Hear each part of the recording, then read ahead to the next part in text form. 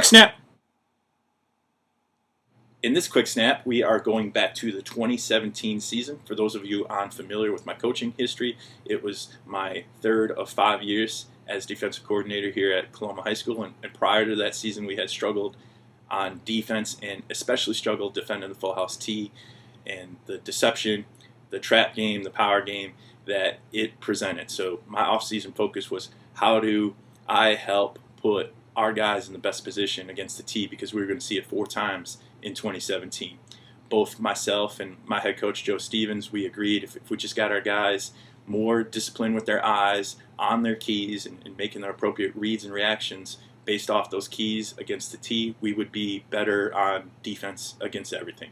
And for the most part, we only gave up 157 points that year, which again, while that's maybe not a great season, it was the 4th least amount of points given up here at Coloma since 1985, and we improved tremendously.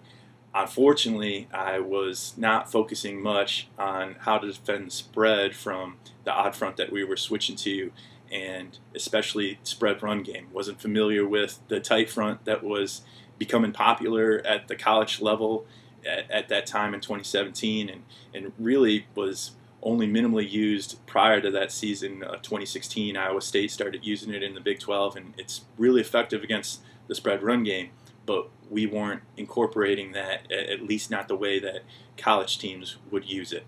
So going into our Week 9 game against our rival Watervliet, they had been averaging 55 points a night with their offense. Just a overall really good offense, a dynamite quarterback that would scramble and extend plays, and he had one really good wide receiver that as the play broke down, the coverage would break down during a scramble, and the quarterback would end up completing big passes that just made the other defenses on the scout tape that we looked at really pay. So our game plan was we're going to play a 5-0-5 front. Our 5 tech ends are going to contain the quarterback. They're still going to be able to react to a down block, come down, squeeze it down, look for something to spill inside of it because they use a lot of trap and a lot of power. And then we'd also be able to get those 5 tech ends out in the screen game when their offensive tackle's released. And for the first half, it was a pretty effective scheme and game plan. We only held them to 14 through that first half, which was way off their 55 points a night pace. And when we got to the second half, it's a really good example of being able to play multiple fronts and why you might want to be able to do that. If we would have had the tight front, which was, all it is take our 5 techs, move them in to 3 techs, or move them, play them as 4 eyes, or play them as 4s and pinch into the B gap and eliminate the inside run game. Maybe the defensive result of that game could have been a little bit different. Bottom line is they switched up their blocking scheme, and instead of relying on kick-out blocks from a guard or a running back, they started having their offensive tackles on block or base block our 5 tech ends and keep them out in C-gap. If it was trap, they turned it into a wrap scheme. Again, their offensive tackles were locking on our 5 techniques, keeping them out in C-gap, while the guard wrapped up to the linebacker level, what most coaches would probably call like one-back power.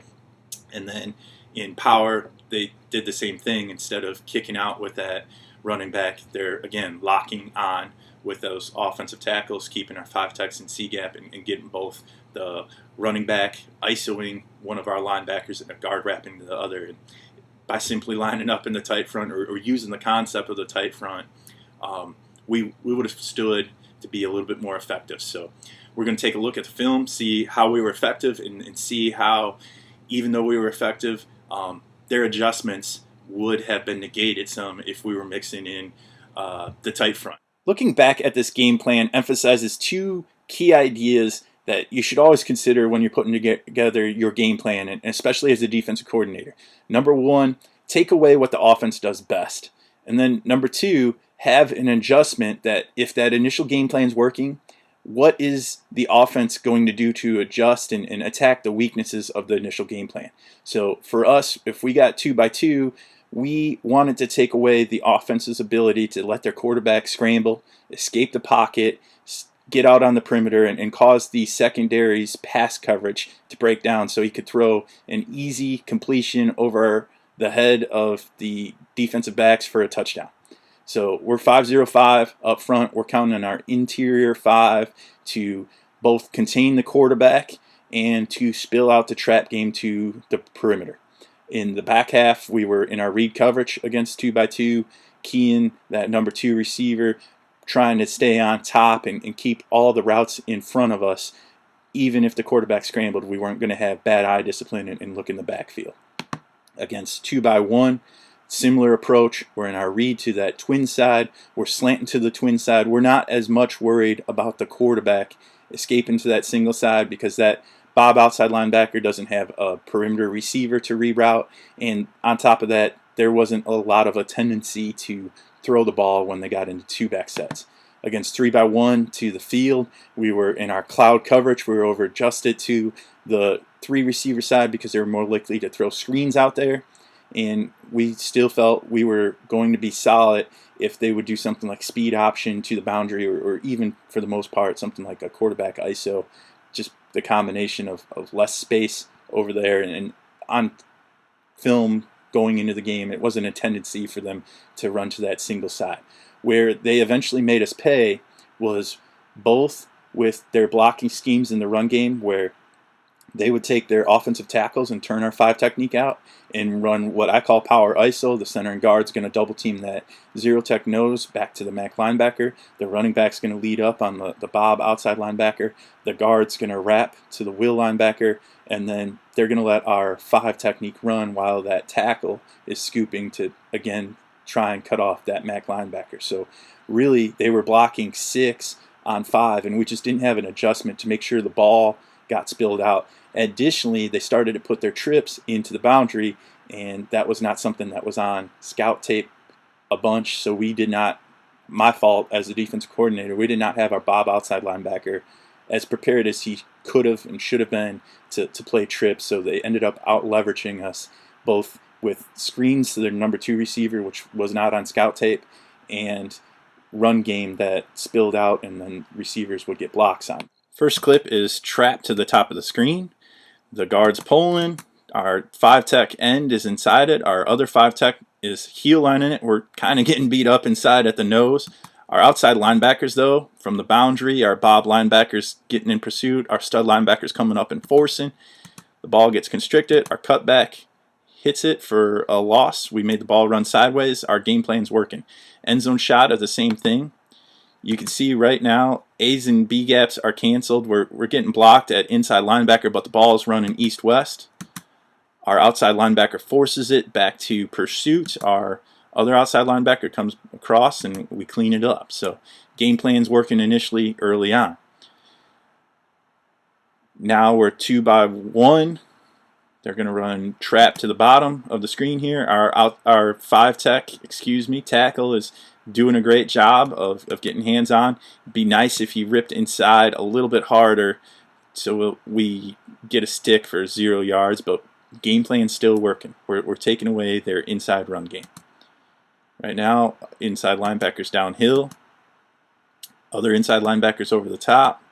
We actually overrun it, but we're running it down. That's our 5-tech from the backside. I'll let it play through. 5-tech runs it down from the backside, 5-tech on the play side, and our MAC linebacker finally gets in on it. So game plan, again, early on, first half, things are going good. Here's another trap coming. Once again, we got a spill, and the quarterback ends up running right into the 5-tech who spilled the puller. Let it play full speed for you. Down inside, and we got multiple hats at the point of attack. End zone shot. Great job by our inside linebackers, trusting their keys. We're downhill at the MAC linebacker. Our Will linebackers working to get over the top. And our 5-techs down inside, making the tackle. So game plan's great if it's trap. Our guys are doing a great job of striking those offensive tackles at 5 technique and making sure the ball spills if it doesn't get tackled by them. So now some screen game. You see our 5-tech hit pocketing that tackle pulling out for the perimeter screen. And as much as this is the secondary making a play out here, our 5 tech is giving us some help. So great pursuit inside out from the box. So again, game plan's working early on. Another screen. This is a heck of a play by our 5 technique. He almost gets out there so fast. And even though he misses that ball, it's a 5-yard loss on the screen. Heck of a play. And again, the game plan's working through the first half. End zone shot. Just great job understanding the scheme and good pursuit by the rest of the defense. So we got our nose out there. We got our MAC linebackers out there. Our outside linebacker forced it back in, and we still got extra heads coming to the ball. Good stuff. And then one more screen. Our 5 tech sniffs it out because the running back's coming at him, and the ball can't get completed. Also helps that they keyed it by putting their best receiver at running back. So we're able to sniff that out. So things that we've worked on in the game plan are coming together here. And then the biggest part of the game plan, we in the end gave up 400 yards in the game. Only about 130 of it came through the air. The other 300 on the ground, 150 of it came on just 3 carries, which we'll talk about in a clip coming up here, how they got most of those carries. Our biggest focus was make sure they don't beat us with the pass over top our heads. This is near the end of the half.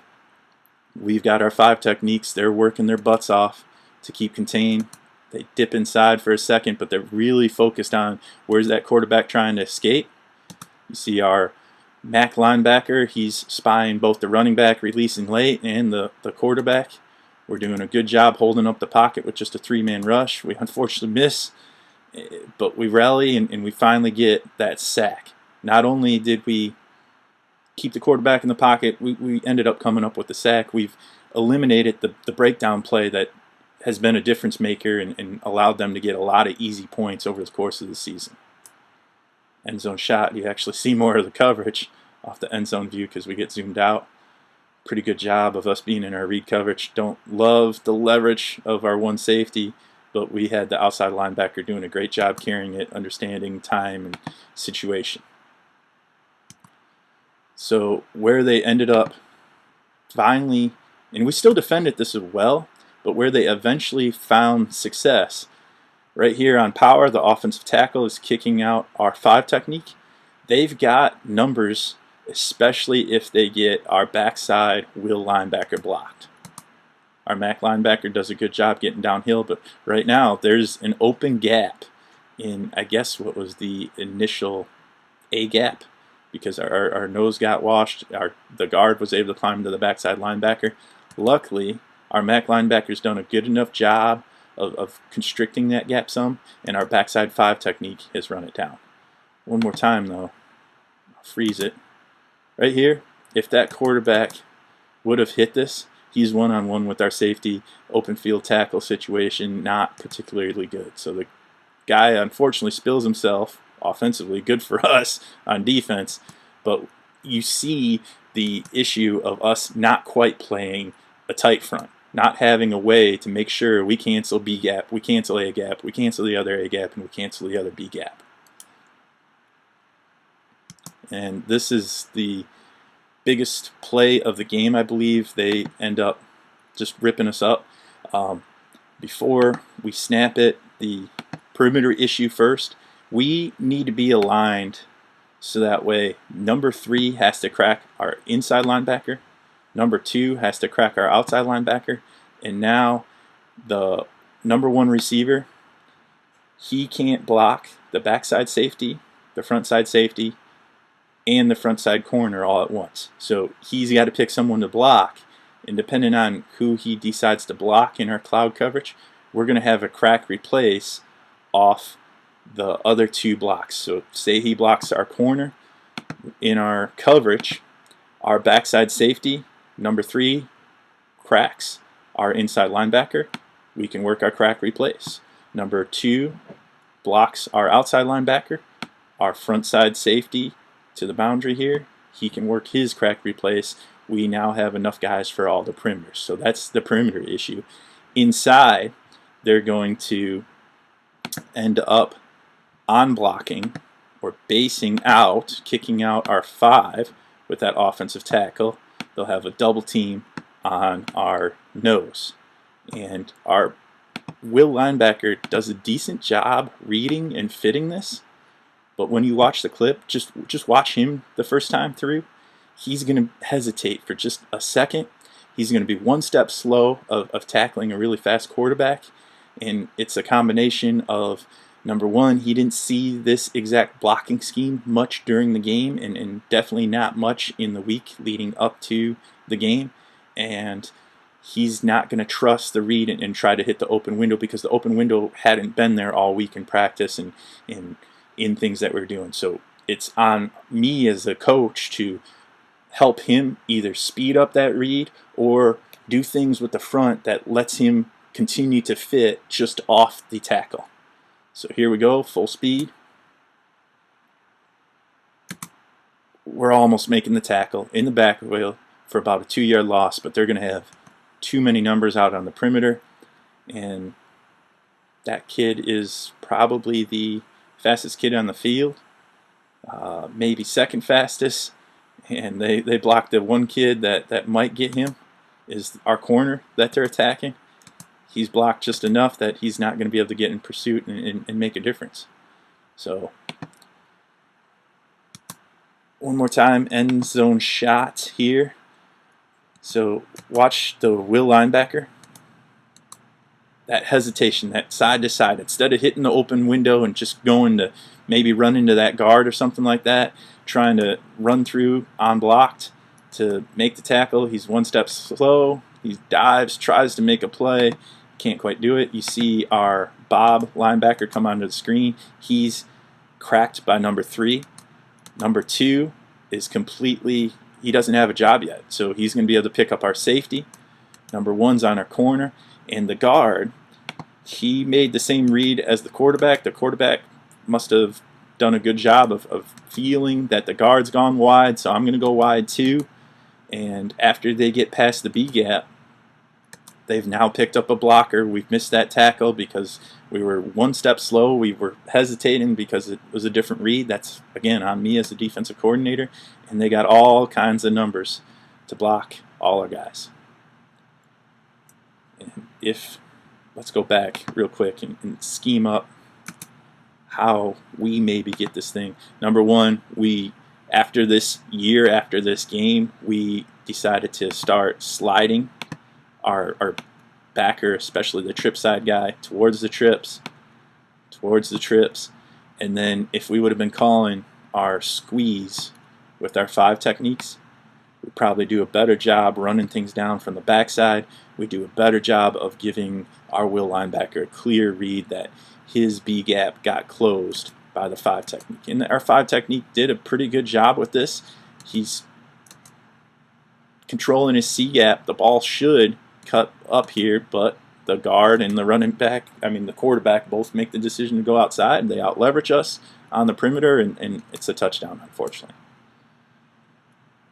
Another power on and show you how, despite us defeating some blocks and making good reads, this is a big window to go fill. And we're getting our will linebacker over the top. Mac linebacker's coming downhill, doing a nice job. Our Bob linebacker's folding in on the insert, so we end up getting things gapped up, and we make a stick, but we're really, really relying on that ball to go out, and that makes our outside linebackers have to play a little tighter to the box. And this happened to be a 2-point, so that's probably why we're in better position to defend that. And now I believe we're running a squeeze here,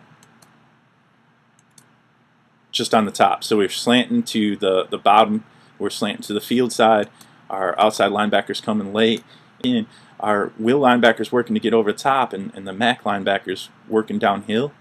If this ball would hit here, if that nose was not slanting, they would be able to get a double team up to the will linebacker here. That's actually the center. If the center just goes on a down track to that will linebacker and they get the kick out here, there is an A gap, B-gap, because that's outside the guard, a B-gap running lane. Luckily, the nose movement ends up canceling it. We spill it out. Pretty good play by our 5 technique, and the perimeter starts to show up. We're in our cloud coverage, so our corner pulls his trigger. Hope this does a good job of illustrating how playing multiple fronts is something to consider within a game plan, that an initial game plan should be taken away when an opponent does best, and then a secondary adjustment to that game plan should complement potential weaknesses of the initial game plan, complement and give you answers to how an opponent should adjust. Thanks for checking out this quick snap on Coaching Football with Brian Klee. Please follow me on Twitter at Coach Klee. Subscribe to the channel Coaching Football with Brian Klee by clicking down below. And if you have any further follow-up questions, email me at coachbrienklee@gmail.com.